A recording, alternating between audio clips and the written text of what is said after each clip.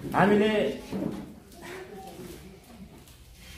आशा राख्दा राख्दै आशामा निराश भएर यतिका दिनहरू यतिका वर्षहरू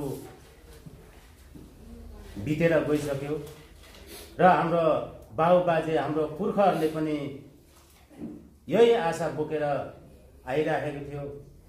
उहाँहरू पनि बितेर गइसक्नु भएको छ र हामी पनि त्यस्तै किसिमले आशै मात्रै बोकेर हुन्छ कि भोलिको दिनमा भन्ने सोच विचार मात्रै लिएर हामी सोच्दा सोच्दै अगाडि बढ्दा बढ्दै हामी पनि त्यसरी नै बित्ने दिनहरू नजिकिँदैछ र केमा चाहिँ कमी कमजोरी भएर हामी यो अवस्था पुग्यौं भन्ने कुरोहरूको जडादेखि नै एउटा उखालेर एउटा कोट्याएर एउटा खोजी तलास गरेर अनुसन्धान गरेर अगाडि ल्याइदिने founder president doctor Gopal Gurung हुनुहुन्छ। उहाँले जति पनि 80% अहिन्दू मूलवासी मंगोल दाजुभाइ दिदीबहिनीहरूको लागि एउटा आँखा खोलिदिएको छ, एउटा चेतनाको बिर्को खोलिदिएको छ र यस चेतनाको बिर्कोहरू नखोलोस् भनेर जति पनि अहिलेको सत्ताधारी आर्यन समुदायहरूले के गरिरहेको थियो त भन्दाखेरि हाम्रो जति पनि हक अधिकारहरू छिनिराखेको थियो। कसरी छिनेको थियो त भन्दा एउटा जातिको रूपमा पनि हामीलाई छिनाइराखेको थियो। हरेकको नाम थरहरू राखिदियो र हामीले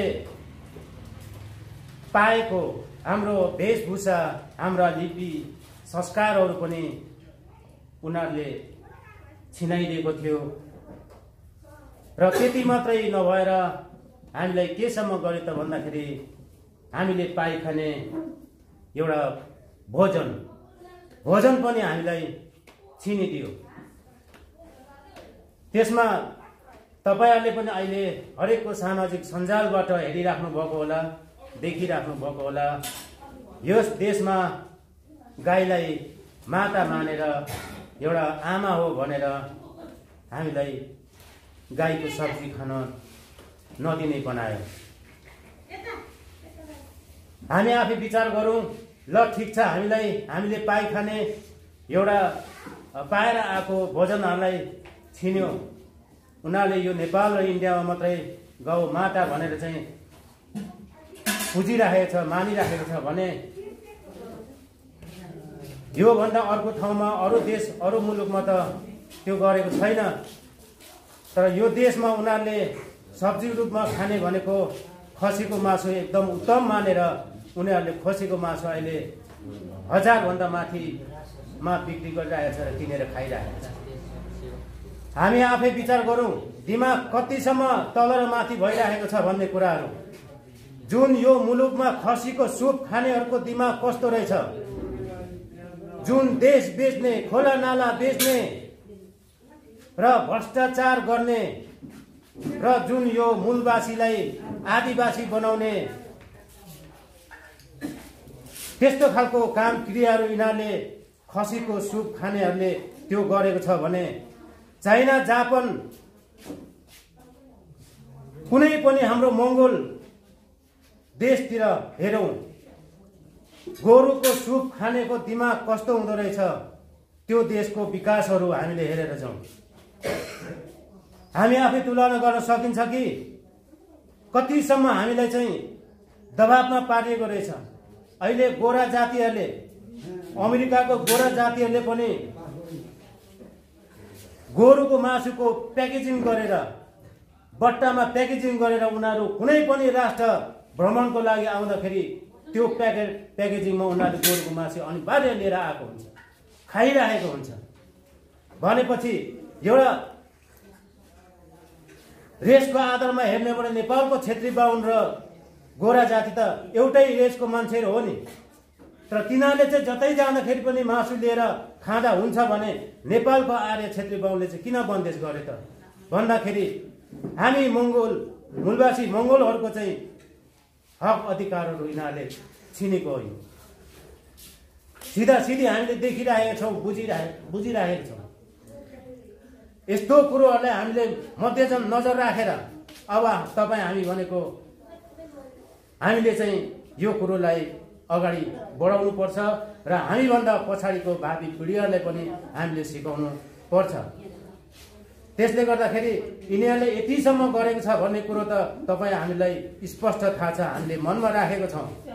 तर मनमा राखेर मात्रै नहुने रहेछ यो कुरोहरू। यसलाई चाहिँ हामीले हामीभन्दा पछाडिको जेनेरेसनलाई पनि सिकाएर लाने काम गर्नु जरुरी छ। र एउटा कुरो यो भयो। अर्को कुरा के छ भने जति पनि नेपालमा हामीले लगाउने पोषकहरूमा पनि बन्देज गरिदिएको छ। अहिले हाम्रो छोरीचेलीहरू पनि केमा चाहिँ रमाइराखेको छ त भन्दाखेरि त्यही आर्यन छेत्री बाहुनले लगाइराखेको पोषकहरूमा रमाइराखेको छ। र हामीले राजनीति गर्दाखेरि सिर्फ विधि विधान र एउटा सङ्गठनको उसमा मात्रै राजनीति गरेर अगाडि बढ्नु नहुने रहेछ भन्ने कुरो महसुस भइराखेको छ। तर राजनीति गर्दाखेरि हामीले हरेक कुरामा उहाँहरूले पनि कुन कुरामा हामीले दबाब गरेको छ, कुन कुरामा हामीले लादिराखेको छ, यो कुरोहरूलाई हामीले त्याग्दै ल्याउनु जरुरी छ। किनभने अहिले पनि हाम्रो मङ्गोल छोरी चेलीहरूले दिदी बहिनीहरूले बिहा गरे पछाडि टाउकोमा सिन्दुर लगाइराखेको अझै पनि हामीले देखिराखेको छौँ। यो हाम्रो चलन होइन। हातमा चुरा लगाइराखेको छ, घाँटीमा यो के भन्छ मङ्गलसूत्र हाम्रो होइन। त्यसले गर्दाखेरि यस्तो हामीले व्यवहारमा पनि हामीले चेन्ज गर्दै लग्यो भने यिनीहरूको केही उपाय लाग्दैन। अब इन्डियामा पनि ब्रिटिसहरू खेद्दाखेरि इन्डियाको जुन जवाहरलाल नेहरूहरूले ब्रिटिसलाई खेद्दाखेरि उहाँहरूले पनि राजनीतिक हिसाबले मात्रै खेदेको होइन। उहाँहरूले गरेको कुनै पनि कल कारखाना कुनै पनि जुन त्यो सामानहरू उत्पादन गरेको ब्रिटिसहरूले उत्पादन गरेको सामानहरू कसैले पनि त्यहाँको मूलवासीहरूले किनिदिएन, खरिद गरिदिएन। उहाँहरूको त्यत्तिकै एउटा कम्पनीमा चाहिँ स्टक रहेकै भएपछि हरेक चिजहरू उनीहरूको चाहिँ व्यापार बिजनेसमा डाउन हुँदै गएपछि उनीहरूले अन्तिममा हात उठाएर उनीहरू आफ्नो बाटो लाग्नु पर्नेछ। त्यसले गर्दाखेरि हामीले छेत्री बाहुनलाई मात्रै विरोध गरेर हामी अगाडि बढ्नु हुँदैन। जुन उनीहरूले लादेको व्यवहारहरूले, उनीहरूले लादेको चिजबिजलाई केमा चाहिँ हामीले चाहिँ लादिराखेको छ त्यो कुरोहरूलाई पनि हामीले त्याग्दै गयो भने एकदम सजिलो तरिकाले हामीले हाम्रो मङ्गोल सत्तालाई हासिल गर्न सकिन्छ। त्यसले गर्दाखेरि एउटा समयको पाबन्दीले गर्दा धेरै म बोल्न पनि चाहन्न र हिजोको बन्द सत्रमा नियुक्ति हुनुभएका सम्पूर्ण कानेपोखरी गाउँपालिकाका सम्पूर्ण टिमलाई एउटा शुभकामनाका साथ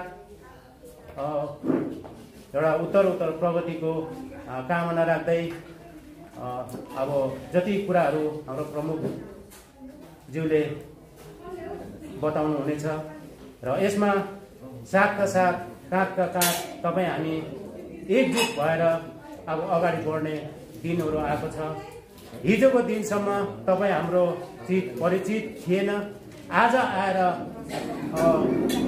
कानेपोखरी गाउँपालिकाको धेरै साथी भाइहरू चिन्नु पाउँदा र हामी एकजुट हुनु पाउँदाखेरि गर्वैदेखि एकदम खुसीले छाएको छ। यस्तै खुसीहरू हामीले सधैँभरि छाओस् आओस् र हामी एक भन्दै दुई भन्दै हामी दिनोदिन अगाडि बढेर चाहिँ हामी एकजुट हुनुपर्छ भन्दै मेरो दुई शब्द यही टुङ्गाउन चाहन्छु। जय मङ्गोल।